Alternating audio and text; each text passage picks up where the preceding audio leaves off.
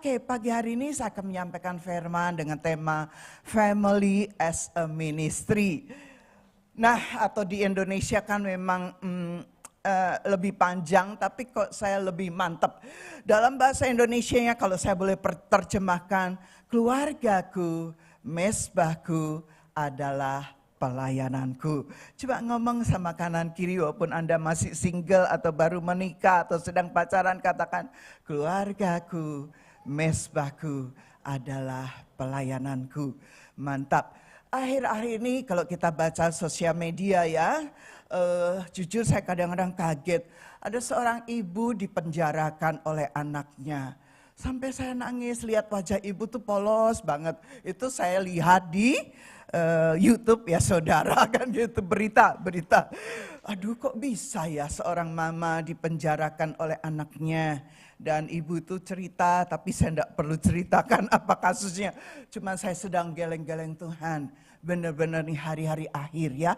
Di mana anak berontak kepada orang tua, tega-teganya masukin mamanya yang dari penampilannya begitu polos masuk ke dalam penjara. Aduh, bagaimana ini anak-anak zaman sekarang ini. Aduh, saya cuma bingung ngadepinya, tapi Tuhan tidak pernah bingung kan gitu.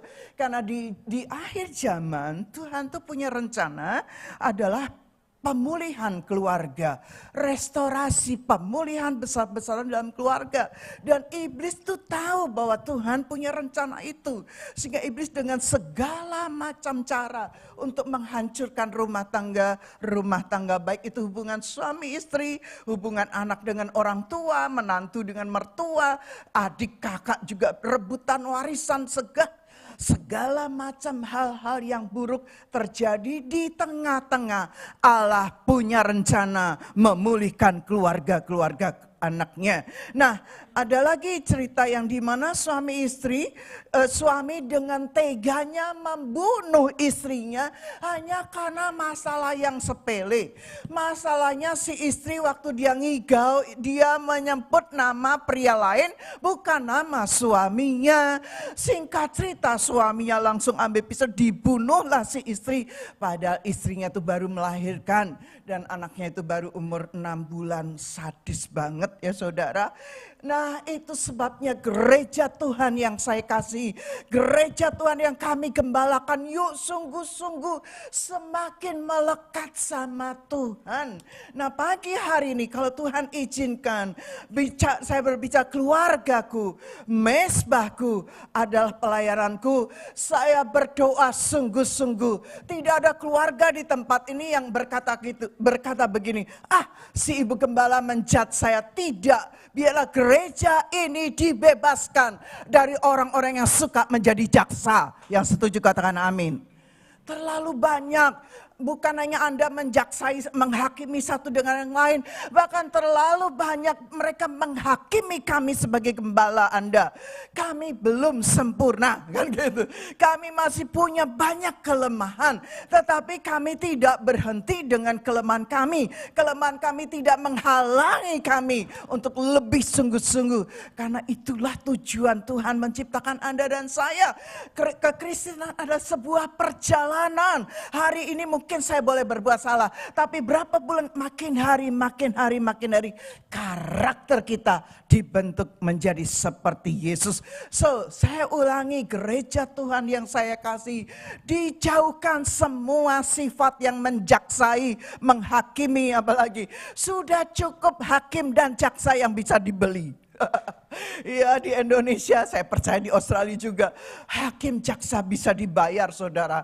Yang salah bisa jadi benar, yang benar bisa jadi salah. Karena yang benar gak punya uang, yang salah punya uang kan gitu. Tapi bila gereja Tuhan menjadi terang, menjadi contoh, amin. Di tengah-tengah kegelapan yang menutupi bumi, justru gereja Tuhan bangkit menyatakan kemuliaan Allah. Amin. Yang setuju katakan sama-sama amin. Nah, kasih dalam Roma 13 ayat 10, kasih itu tidak berbuat jahat terhadap sesama manusia. Karena itu kasih adalah kegenapan hukum Taurat. Sebelum saya bicara tentang family, izinkan saya bicara singkat tentang suami istri. Nanti adil kok, ada suami istri, nanti juga ada anak. Jadi family bukan hanya bicara papa mama, family bukan hanya bicara orang tua, family juga termasuk anak-anak. Nah, adil Tuhan itu. Nah, dua hal yang Anda dan saya harus perhatikan adalah bagaimana kita menjaga komitmen bersama sebagai suami istri dan setia dengan pasangan Anda. Apapun kondisi kita, hari ini mungkin Anda sedang dalam keadaan benturan dengan suami istri. Suami istri benturan, masalah nggak pernah selesai. Dan akhirnya salah satu membuat keputusan menyerah, kan gitu. Apalagi kita ada di negara yang independennya tuh tinggi banget. Kita udah nggak cocok, ngapain harus dipertahankan? Lu, gua. Masalah anak, berapa hari ikut lu, berapa hari ikut gua. Kita ada di negara yang independen spiritnya tinggi. Ini bukan hanya dialami oleh suami istri loh. Si anak juga bilang, papa mama gua udah gede. Gua bisa ngatur hidup gua bisa punya penghasilan. So stop katanya, jangan urusi aku lagi. Asyah. Itu tidak sesuai dengan firman Tuhan. Itu sebabnya yuk semakin melekat dengan firman. Nah, apapun kondisi Anda hari ini, bila kita terus berusaha menjaga komitmen hidup menua, hidup sampai tua bersama sampai maut memisahkan kita. Jika ada masalah, saya sangat mengerti dan sangat mengalami kan gitu ya. Karena sudah menikah 41 tahun. Bagaimana keributan suami istri itu. Kadang-kadang kalau saya nggak secara sadar. Kadang-kadang gini, kok tiba-tiba suami saya marah. Ternyata saya mencet salah tombol. Saya sedang memencet sedikit saja harga dirinya. Langsung meledak. Jadi saya pelajari selama ini. Kenapa ya suami-suami ini harga dirinya tinggi? Salah mencet aja. Saudara ngalami nggak seperti saya ngalami saudara. Jadi kadang-kadang salah mencet saudara gitu loh ya. Aduh, nah memang sih Anda kan harusnya kan pride-nya, harga dirinya disalib dan disalib Kristus kan gitu. Memang harusnya seperti itu.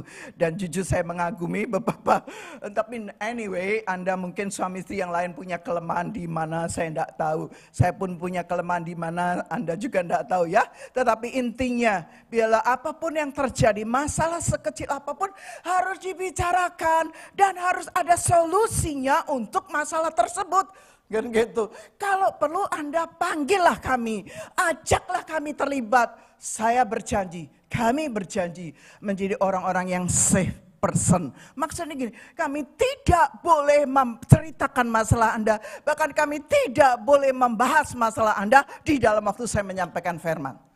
Setuju? Karena itu komitmen kami sebagai hamba Tuhan. Komitmen saya waktu saya ikut konselingnya Pak Julianto, itu safe person itu ditekankan banget.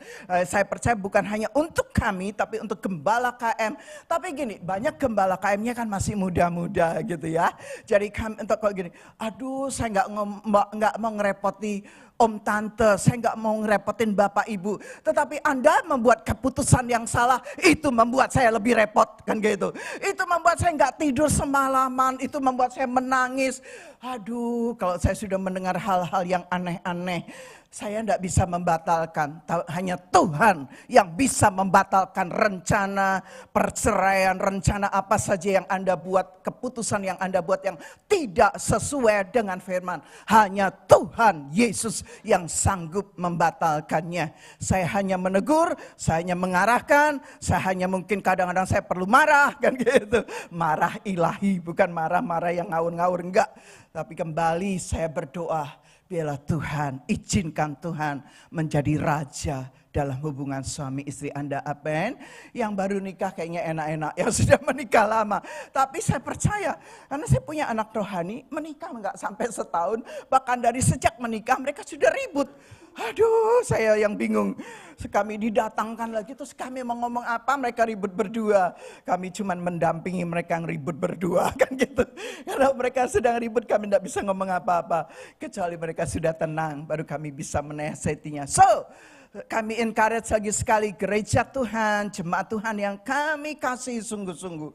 Kalau ada permasalahan dan Anda suami istri tetap tidak punya jalan keluarnya, jangan malu-malu untuk datang kepada kami. Dan kami berjanji, saya harus reminder saya pribadi, saya ingatkan suami supaya apapun konseling yang terjadi tidak masuk di dalam khotbah kami. Oke, jadi intinya komitmen hidup bersama, saling mengasihi, saya tambahin, saling menghormati, saling mengasihi, saling menghormati sampai maut memisahkan harus kita pertahankan. Yang setuju dengan mantap katakan amin.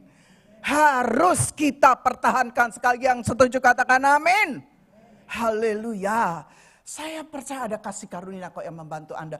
Ada Roh Kudus, kuasa Roh Kudus. Itu sebabnya kami juga menekankan betapa pentingnya kita hidup dipimpin oleh Roh. Karena waktu kita sedang luka, waktu kita sedang kecewa, waktu kita berdiskus dengan pikiran, perasaan, maka yang keluar cerai, pisah, minggat kan gitu. Tetapi waktu kita diskus dengan Roh Kudus, waktu saya bercakap-cakap dengan Roh Kudus, yang Roh Kudus hanya ingatkan adalah engkau dipanggil untuk jadi murid Kristus. Engkau dipanggil untuk menyangkal diri, untuk memikul salib dan mengikut aku. Dibandingkan saya ditusuk puluhan jarum, dibandingkan dengan mahkota duri yang Yesus harus tanggung, itu enggak ada apa-apanya saudara. Itu sebabnya waktu saya diskus dengan Roh Kudus, apapun yang terjadi tidak ada artinya. Karena Yesus sudah membayarnya semua di kayu salib. Dan yang saya alami adalah benar-benar yang namanya kasih karunia yang limpah. Nah, sudah ya, harus saya ulangi, intinya komitmen suami istri hidup bersama, saling mengasihi, saling menghormati sampai maut memisahkan, kita harus kita pertahankan. Yang kedua, hal berikutnya yang tidak kalah penting adalah memperhatikan sekeliling kita setelah Tuhan menjamah. Bahkan gini, kadang-kadang saya ketemu pasangan yang ributnya, hal-hal yang menjadi keributan tuh hampir sama dengan keributan kami suami istri.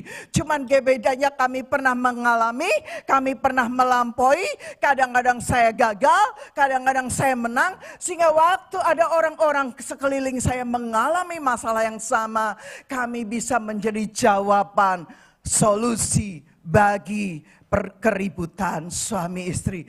Cobalah kita peduli.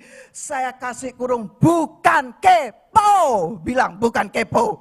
Karena terlalu banyak anak-anak Tuhan kepo.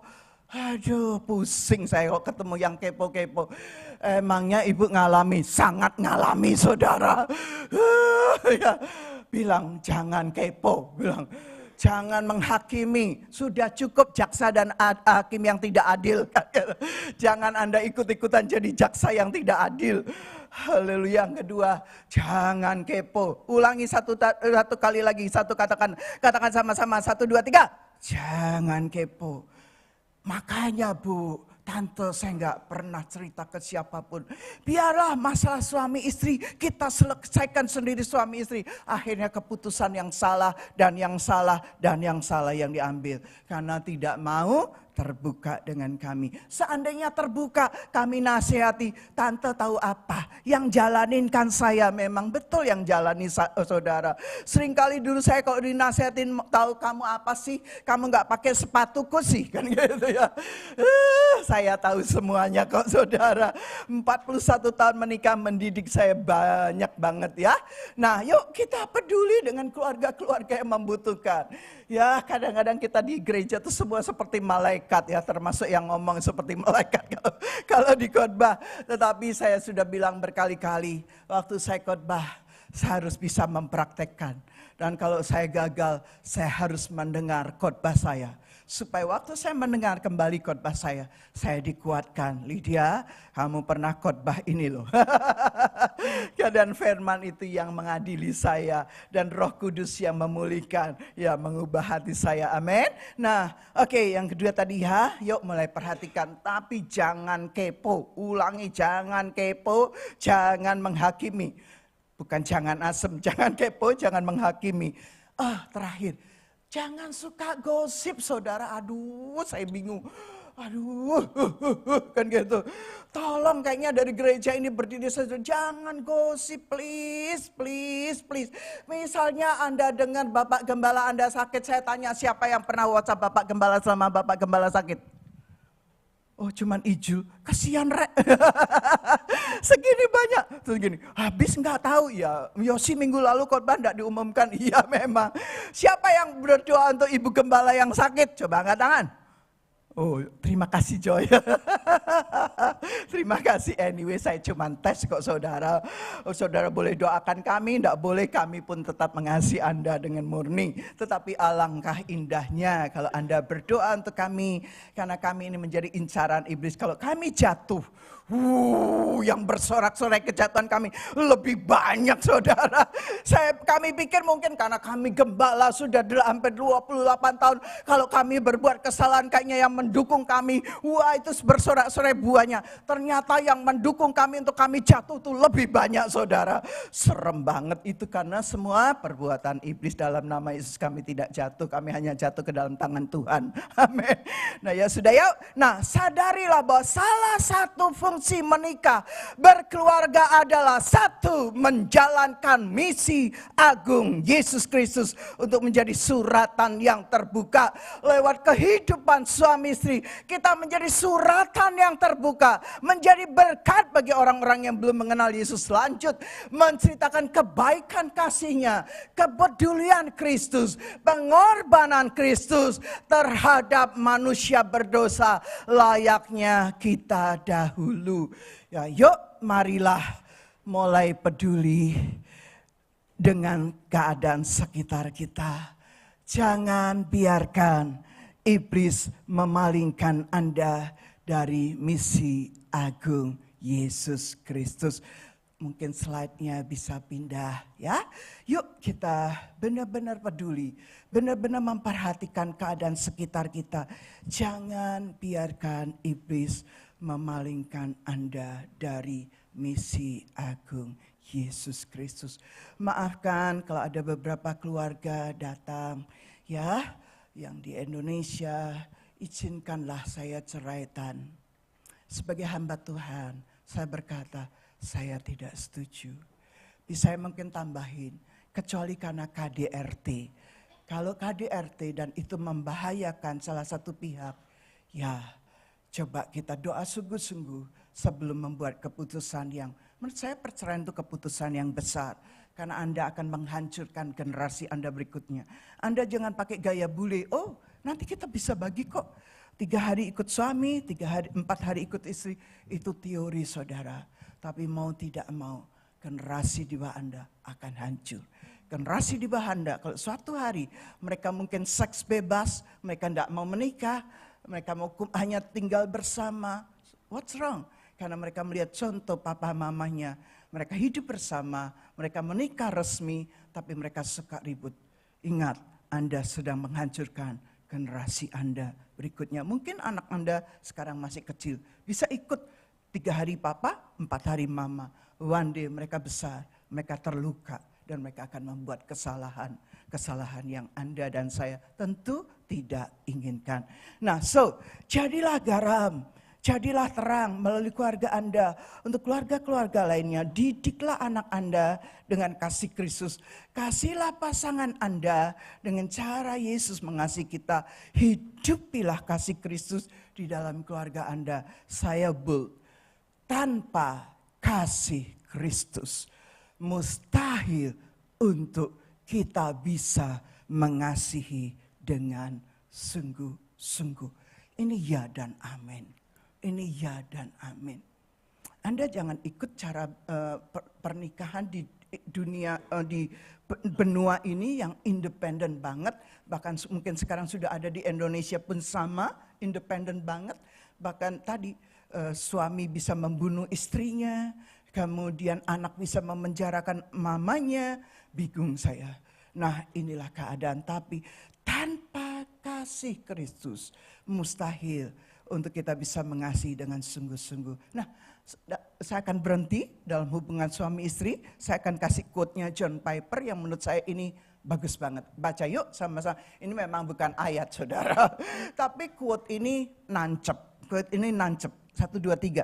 Staying married is not about staying in love. It is about keeping covenant. Sekali lagi dengan suara yang keras. 1, 2, 3. Staying married is not about staying in love. It is about keeping covenant. Wow. Singkat, mantap, nancep. Oke, saya senang quote-quote yang singkat dan nancep ya.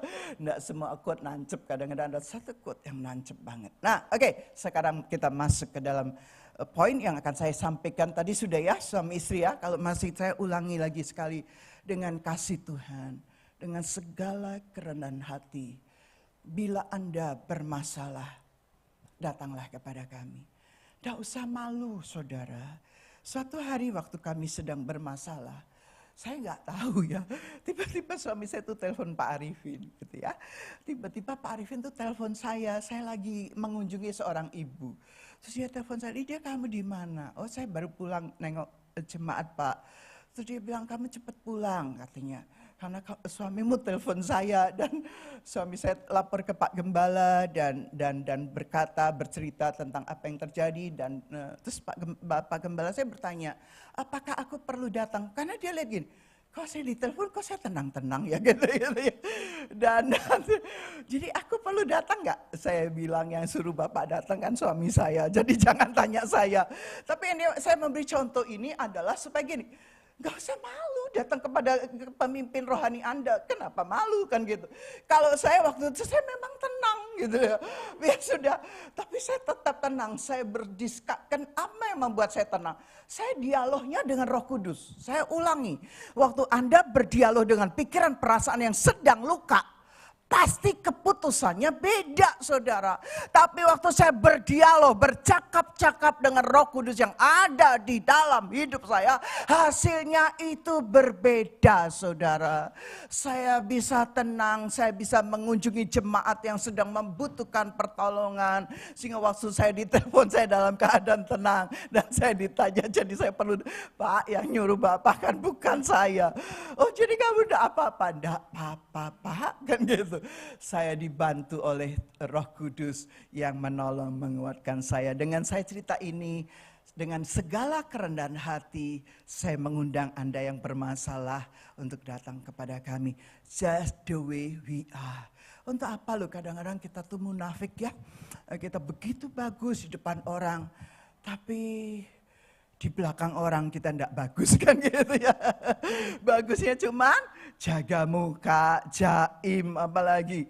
Aduh, ini bicaranya bukan hanya untuk suami istri loh. Ada banyak orang-orang yang mungkin belum menikah, yang wow hebat, dikagumi gitu ya. Saya ketemu seorang mama yang anaknya begitu hebat-hebat, dikagumi orang-orang.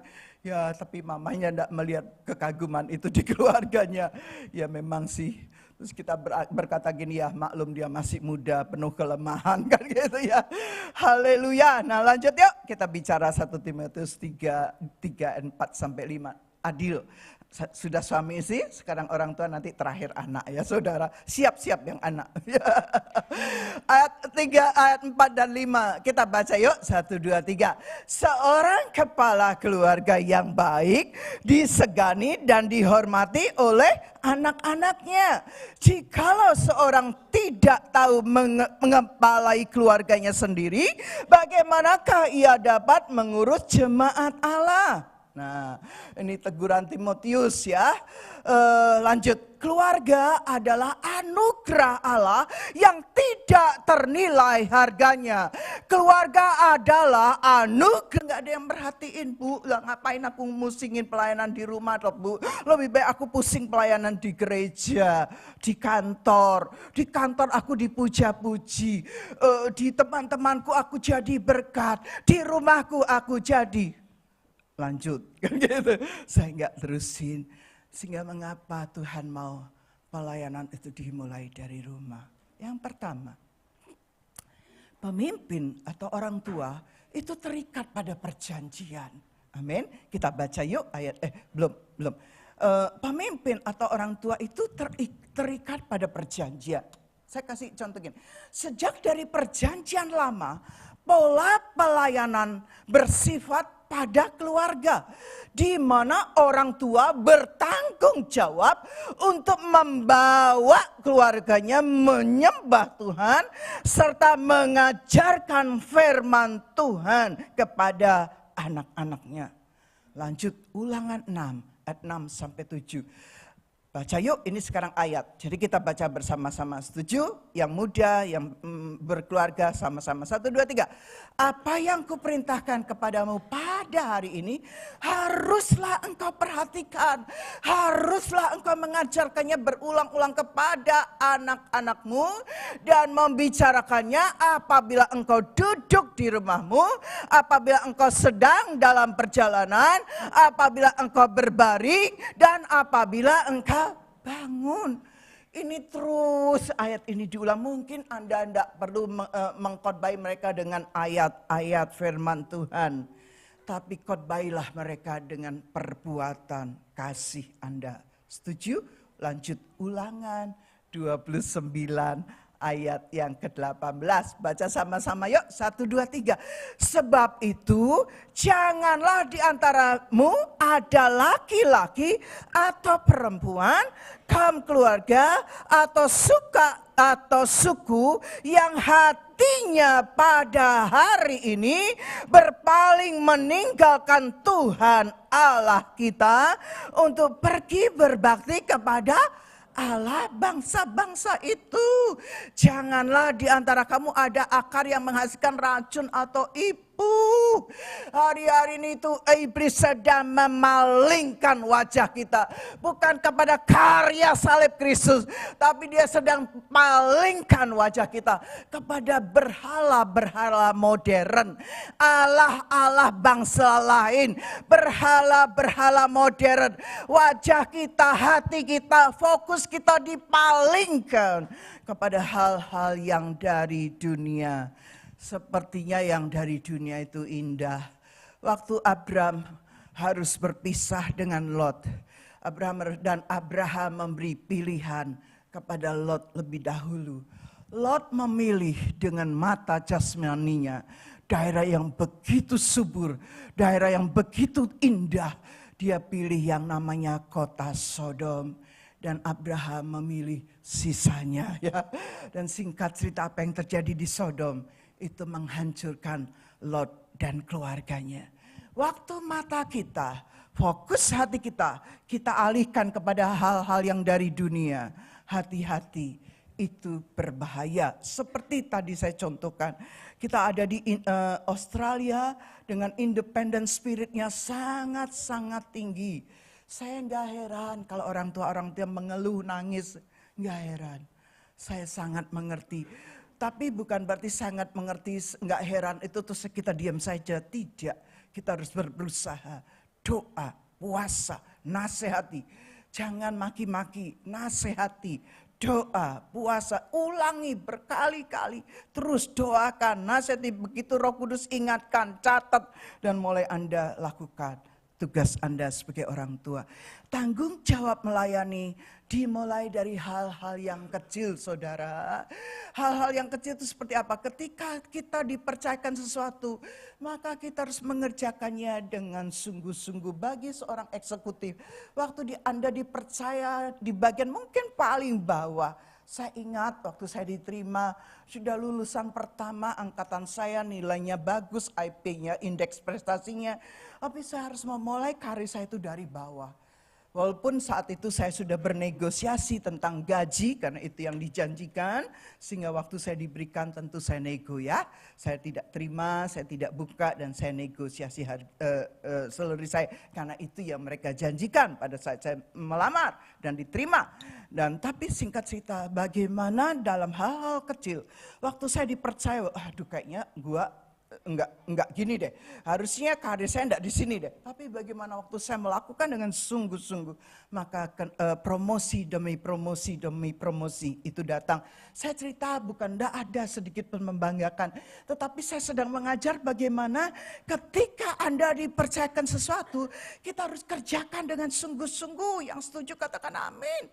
Termasuk dalam pelayanan, saudara.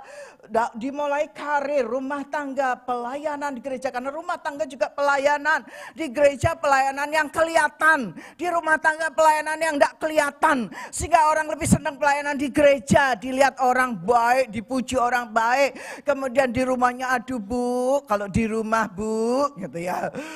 Aduh tante, kalau di rumah tante, kan gitu. Di rumah memang di rumah. Hal ini sebenarnya berkaitan dengan latihan kesetiaan dan tanggung jawab. Waktu Anda dipercaya perkara-perkara kecil, Anda setia melakukan dengan sungguh-sungguh. Nah itu menunjukkan kesetiaan Anda kepada keluarga Anda, tanggung jawab Anda kepada keluarga Anda juga.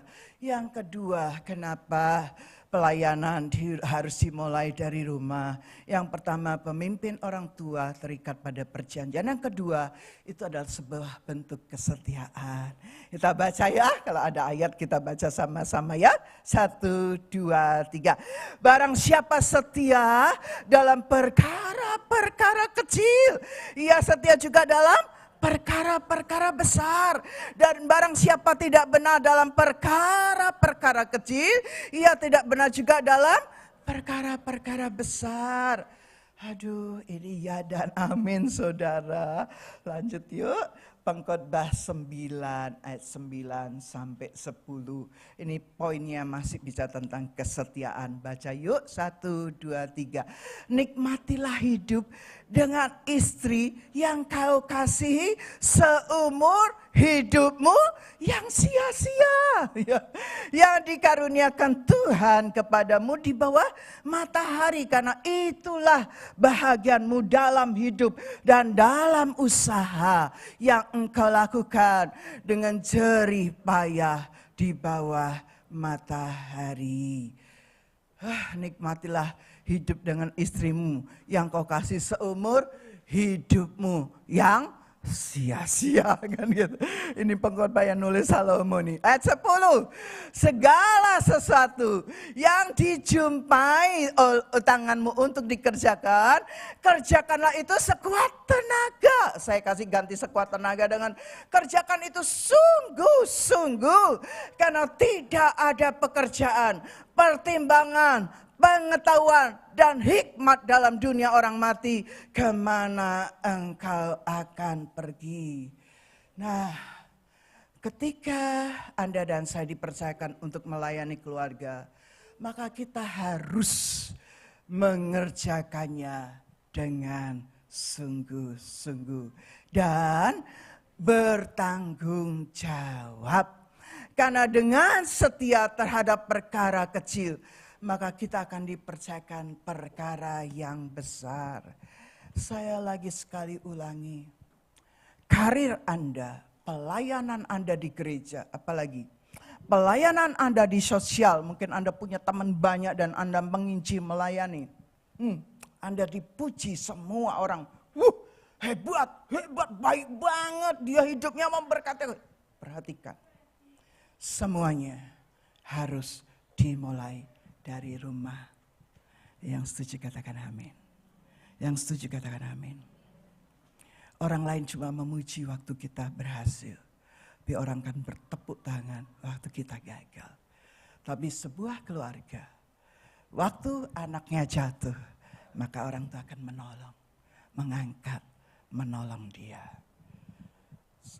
Sebuah keluarga, waktu suami gagal, maka istri fungsinya penolong. Menolong suaminya bangkit kembali. Mensupport sepenuhnya untuk suaminya bangkit kembali. Jadi pelayanan dimulai dari rumah. Haleluya. Apa itu pelayanan dari rumah? Mantap. Belajarlah dari Yosua yang adalah penerus tongkat estafet daripada Musa. Ada rahasia menarik mengapa Yosua dipercayakan untuk memimpin bangsa Israel memasuki tanah Kanaan. Saudara, kalau Anda baca di dalam Keluaran, Anda baca di dalam Bilangan, bagaimana Yosua mengikut Musa dengan setia. Dikatakan Yosua itu abdi. Kalau zaman sekarang Yosua itu pembantunya Musa. Yosua itu kacungnya Musa kalau bahasa Surabaya. Pembantu, kacung. Pokoknya sudahlah kemana Musa ikut, dia ikut. Berapa banyak anak-anak Tuhan, baik yang berkata gini, aku mau ikut papi mami saja deh. Pada waktu semuanya cocok dengan dia.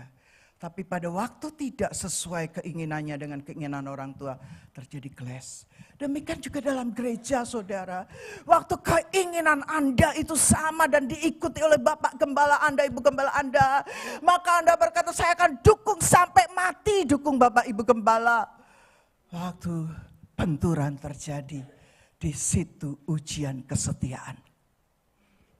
Apakah Anda seperti Yosua atau Anda seperti Yudas? Tapi Yudas tidak pernah loh, Yesus tuh aneh-aneh sama Yudas ya saudara. Haleluya. Apakah Anda seperti Yosua dan Kaleb atau Anda seperti 10 pengintai yang lain? Ataukah Anda seperti bangsa Israel yang mencaci maki Musa? Kasihan Musa. Waktu Musa memimpin keluar dari Mesir, wah dengan 10 tanda mujizat, menyeberang Laut Merah, wah dengan mujizat, wah itu orang Israel memuji mengaku. Tapi begitu masuk padang gurun, habis tuh Musa disiksa kan gitu ya. Disiksa batinnya. Lanjut tentang Yosua. Apa itu pelayanan dari rumah? Saya kasih contoh simpel saja, yaitu Yosua. Yosua adalah teladan pemimpin keluarga yang baik, yang mampu memimpin keluarganya untuk beribadah kepada Tuhan. Baca ayatnya, Yosua 24 ayat yang ke-15. Baca sama-sama 1, 2, 3. Tetapi jika kamu anggap tidak baik untuk beribadah kepada Tuhan, pilihlah pada hari ini kepada siapa kamu akan beribadah. Allah yang kepadanya nenek moyangmu beribadah di seberang sungai Efrat, atau Allah orang Amori yang negerinya kamu diami ini. Tetapi, nah ini keputusan Yosua ini yang indah.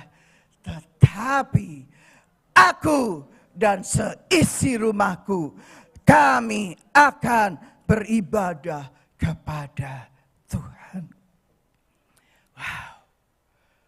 Wow. Saya ulangi. Yosua itu bukan pemimpin loh saudara. Yosua itu abdinya Musa, pelayannya Musa, pembantunya Musa, kacungnya Musa. Dia bukan masuk dalam bilangan orang-orang pilihan Yosua, penatua pilihan Yosua, tidak. Dia hanya abdinya Musa. Tapi karena Yosua setia mengikuti Musa. Yosua setia di proses pun Yosua tetap setia. Haleluya. Biarlah gereja Tuhan yang kami kasihi, lagi sekali dengan kerendahan hati, yuk belajar dari kehidupan Yosua. Karena saya tahu apa yang kami tabur, kami akan menuai. Kalau Anda menabur pemberontakan, Anda menggosipkan kami di luar, Anda menyerang kami dari belakang, ya enggak apa-apa bagi kami. Itu memang sudah nasib, saya bilang gitu. Kadang-kadang kalau saya nangis, Tuhan nasib ya memang Tuhan. Nasib kan gitu. Saya sudah tidak mau jadi gembala loh Tuhan. Kalau saya nangis gitu saya dimarahin loh sama Tuhan. Jangan ngomong salah ya. Gitu. Ya ampuni saya kalau saya kadang nangis sama Tuhan. Ya, Yosua adalah teladan pemimpin keluarga yang baik. Lanjut yuk. Nah ini sudah hampir selesai kok saudara. Bagaimana pelayanan keluarga? Lihat. Semuanya dimulai dari rumah, dimulai dari keluarga. Saya ulangi, untuk apa Anda dipuja, puji, dikagumi, dihormati, apalagi sudah segala macam cara lah. Tapi keluarga Anda tidak nikmati. Tapi di rumah Anda tidak membangun mezbah itu. Haleluya. Dan saya tidak menyalahkan keluarga-keluarga yang belum berhasil, yang anak-anaknya mengikuti independent spirit. Saya sangat-sangat mengerti. Tapi kayaknya enggak di Australia aja deh, saya ketemu anak-anak seperti itu. Di Indonesia juga banyak, saudara. Haleluya. Nah, waktu saya menulis ini, tadi bagaimana pelayanan keluarga, saya diingatkan satu hal. Anda tidak usah bingung kalau Anda itu seorang ibu, seorang istri. Maaf ya, maaf. Tidak ada bela dirinya sama sekali. Tapi saya mau encourage Anda, bagi ibu-ibu nih. Bagaimana Tuhan, karena gini, fokus kita kalau pelayanan keluarga itu adalah suami, betul? Sehingga waktu mungkin pagi hari ini Anda dengar firman ini kalau sebelah Anda, suami Anda, terus Anda gini, dengerin. Entar lagi, dengerin. Jadi si istri itu dengan suaminya yang sudah dengerin, saudara. Siapa yang gitu? Enggak bu, di sini enggak, di luar iya bu, kan gitu. Di gereja bu, istri saya nangis-nangis bu. Di luar istri saya maki-maki bu. Jangan ya, jangan. Biarlah keluar pujian dari mulut kita. Nah, tiba-tiba muncul sebuah gambaran. Bagaimana Allah itu juga menghargai pemimpin seorang wanita. Siapa dia? Deborah. Tuhan membangkitkan Deborah. Lalu saya nanya sama Tuhan, kenapa Tuhan tidak bangkitkan Lapidot? Lapidot itu suaminya Deborah. Allah menjadi hakim. Wow, itu gempar itu ya. Karena nggak pernah ada pemimpin seorang wanita. Tapi tiba-tiba Tuhan tampilkan Deborah. Nanti baca selanjutnya kisah Deborah. Ada suaminya Lapidot, arti Lipidot kalau saya nggak salah tuh lampion. Sudah tahu lampion? Anyway, saya tidak membahas. Kedua, siapa lagi yang wanita yang dibangkitkan dalam keluarga? Abigail. Iya benar. Makanya saya sering banget suka kasih nama Abigail. Tapi habis itu saya mikir ini saya kasih nama bukan karena kesukaan saya Abigail. Bukan. Saya harus tanya Tuhan, namanya siapa Tuhan? Kan gitu. Abigail. Siapa Abigail? Abigail itu yang menyelamatkan rencana pembunuhan Raja Daud kepada suami yang namanya Nabal. Lanjut. Esther. Ya, Esther Tuhan bangkitkan, wow. Jadi saya mau encourage gini. Kalau ada istri-istri, lagi sekali maafkan ya bapak-bapak, suami-suami jangan marah sama saya. Kalau marah ya bolehlah nanti ngomong. Tapi kita selesaikan berdua saja ya kalau marah. Saya mau bilang gini, ada istri-istri yang lebih rohani dari suaminya. Saya jumpai banyak tuh wanita-wanita yang lebih rohani di gereja ini. Aduh, Bu, Ibu sudah menghakimi ya. Maaf. Haleluya, jangan marah lo ya. Tadi saya sudah bilang, tapi kalau marah bolehlah nanti kita selesaikan berdua ya. Minimal kita minum kopi Aslan di North Sydney, tidak jauh dari rumah kami. Dan kita selesaikan berdua. Tetapi maksud saya begini, walaupun Anda seorang istri, seorang ibu lebih rohani dari seorang suami, daripada seorang suami dan bapak, tetap tunduk kepada suami Anda, anak itu perintah Tuhan. Ibu-ibu yang mengerti sama-sama katakan. Kok sedikit? Ibu-ibu yang mengerti sama-sama katakan. Ya, menurut saya, seorang istri, seorang ibu rohani itu menurut saya kudu wajib harus. Karena tugas Anda sebagai istri itu penolong. Betul? Waktu Anda sungguh-sungguh menghidupi firman. Dikatakan saya bilang gini, lebih rohani dari suami Anda. Tapi bukan berarti Anda jadi merendahkan suami Anda. Jadi tidak menghargai suami Anda. Nah, Anda juga berdosa sama Tuhan. Bagaimana Deborah tetap menghormati Lipidot suaminya.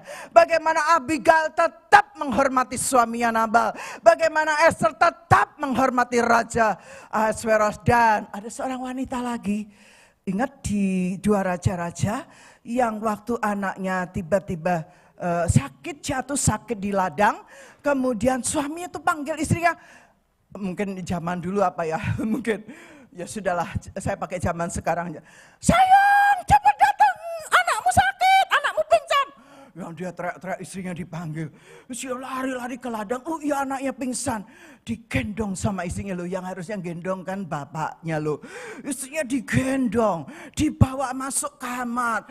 Kemudian istrinya langsung dia pergi mencari Nabi Allah, yaitu Elisa. Lihat. Bagaimana iman, lagi-lagi iman istri. Dia nggak usah tanya, Pak aku tinggal aku ke Nabi Elisa. Kelamaan nunggu izin suaminya.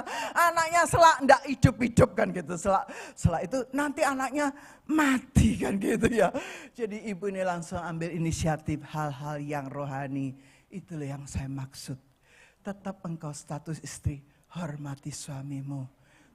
Ya suami kasih istrimu. Saya tambahin, suami istri, yuk kita saling mengasihi dan saling menghargai. Love and respect each other. Amin. Haleluya. Ini sekarang bagaimana pelayanan keluarga. 2 Timotius 1 ayat 5. Wow, ini memberkati Bang. Yuk baca sama-sama yuk. 2 Timotius 1 ayat 5. Sama-sama ya. Sudah mau selesai kok. Sebab aku teringat akan imanmu yang tulus ikhlas. Yaitu iman yang pertama-tama di dalam hidupmu nenekmu Lois. Dan di dalam ibumu Yunike. Dan yang aku yakin hidup juga di dalam diri Timotius. Wow. Timotius punya nenek yang beriman, punya ibu yang beriman. Kok enggak disebuti bapaknya juga beriman ya? Ini saya tanya sama Tuhan. Terus Tuhan enggak usah nanya-nanya gitu ya. Enggak usah nanya-nanya, sampaikan kebenaran firman ini. Timotius itu anak rohaninya Paulus, tapi jangan namun Alkitab mencatat, saya ulangi. Betul Timotius adalah anak rohani Paulus. Namun Alkitab mencatat bahwa orang tua Timotius, nenek dan ibunya telah mendidik Timotius dalam iman kepada Tuhan.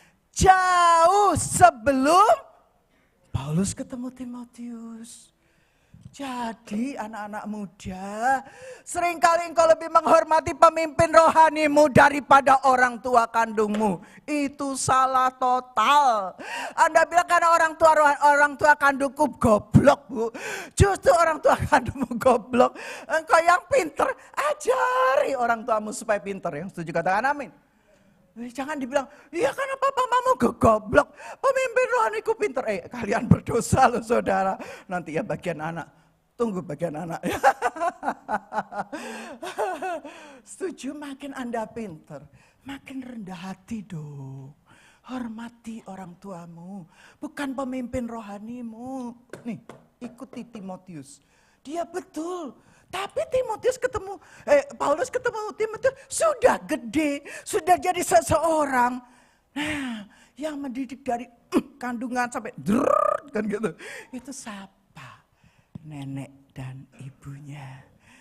Saya sudah nanya sama Tuhan, gak usah nanya-nanya. Dan tidak disebut bapaknya loh saudara. Ya sudahlah pokoknya saya percaya Yunike hormat kok sama bapak suaminya. Yuk pelayanan keluarga, lanjut ya. Pelayanan keluarga melalui pendidikan artinya pemimpin harus mendidik keluarganya untuk takut akan Tuhan. Pelayanan dalam keluarga melalui pendidikan artinya pemimpin harus mendidik keluarganya untuk takut akan Tuhan. Keluarga Kristen adalah tempat pendidikan yang pertama dan terutama bagi anak. Hasil pelayanan orang tua Timotius, mereka mendapatkan buah yang dihasilkan.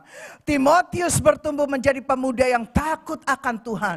Dan hidupnya dari sejak muda telah melayani Tuhan. Artinya bahwa pelayanan keluarga akan memiliki pengaruh, pindahin slide-nya.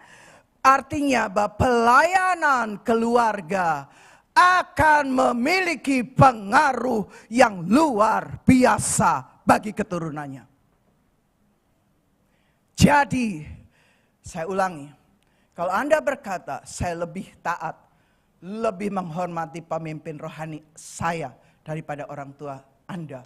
Bahkan mungkin pemimpin yang ngajarin, ya sudah kalau orang tuamu enggak begitu, ya enggak usah didengerin. Yang penting kamu dengerin aku, pemimpinmu. Bertobat para pemimpin.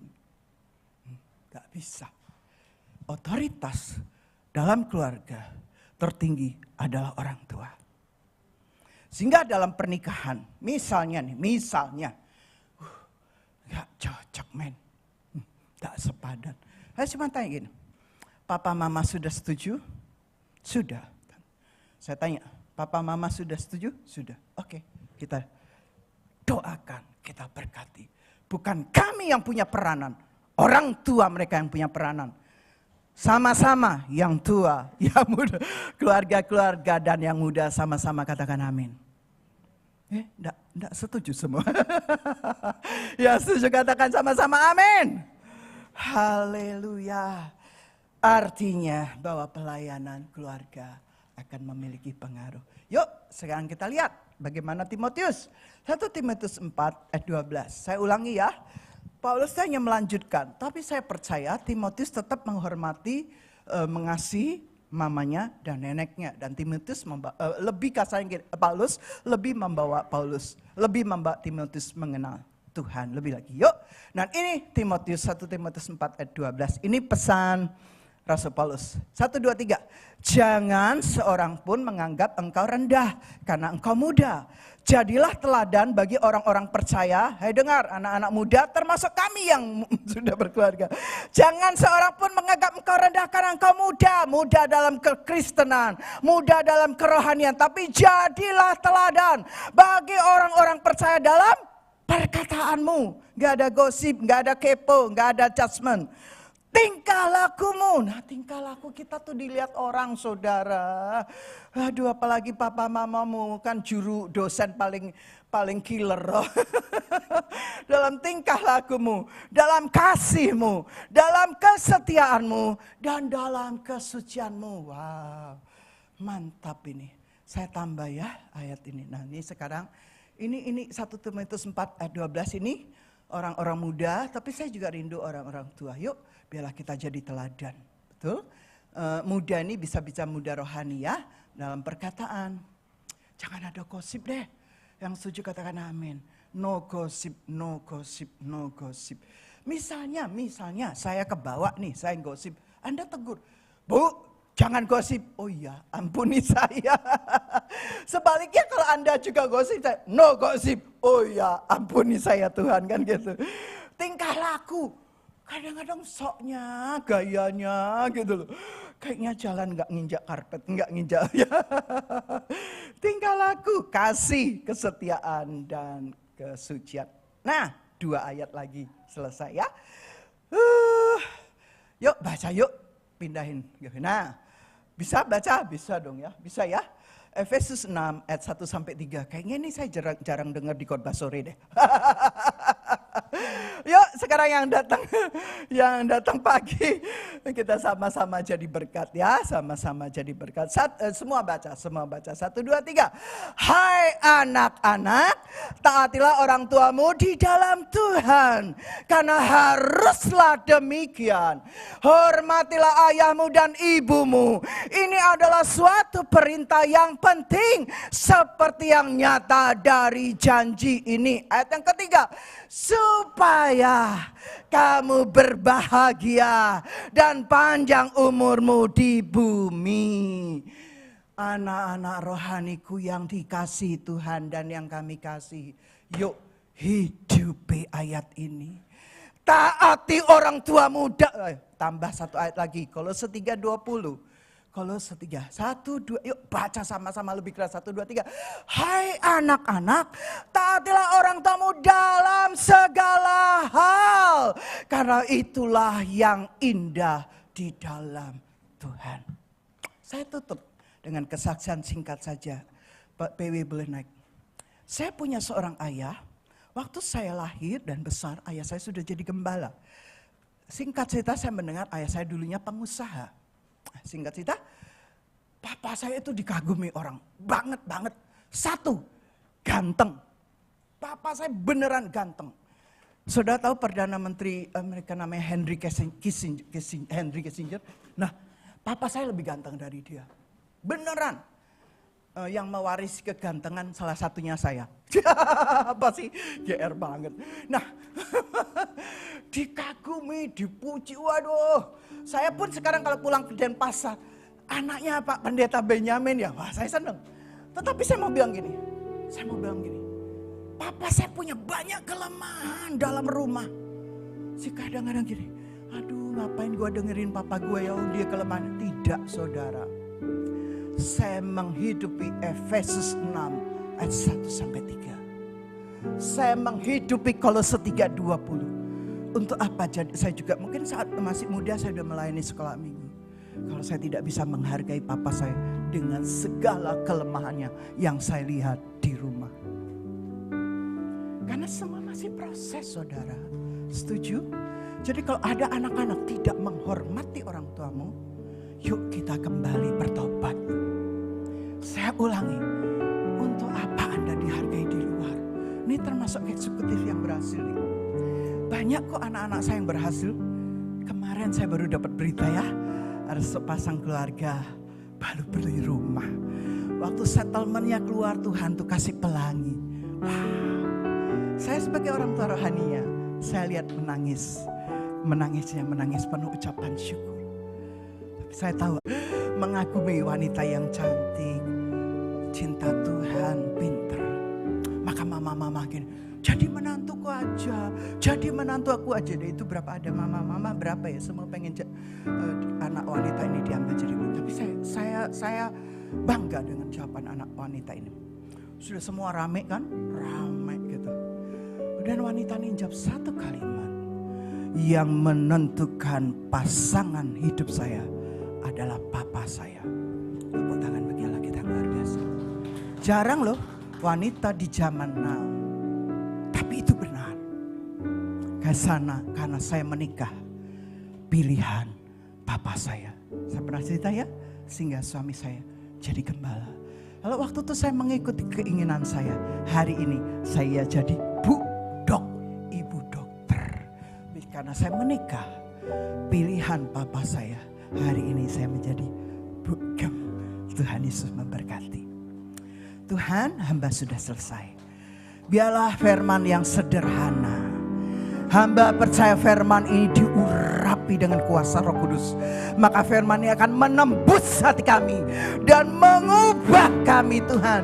Termasuk hamba Tuhan. Seringkali firman itu juga mengubah hidup hamba Tuhan. Hamba tidak cari pertolongan ke tempat lain. Karena hamba punya Roh Kudus di dalam hati hamba. Yang hamba izinkan mengolah hidupku. Yang hamba izinkan mengolah karakterku Tuhan. Nah ujung-ujungnya Engkau bukan menghancurkan hamba. Ujung-ujungnya Engkau bukan menghancurkan setiap kami. Ujung-ujungnya Engkau membentuk karakter kami seperti Kristus. Persekutukan roti dengan tubuhmu, cawan anggur dengan darahmu. Kami akan makan, minum, dan jadi berkat. Terima kasih, diberkatlah keluarga-keluarga. Mulai dari suami, istri, anak, cucu, menantu. Diberkati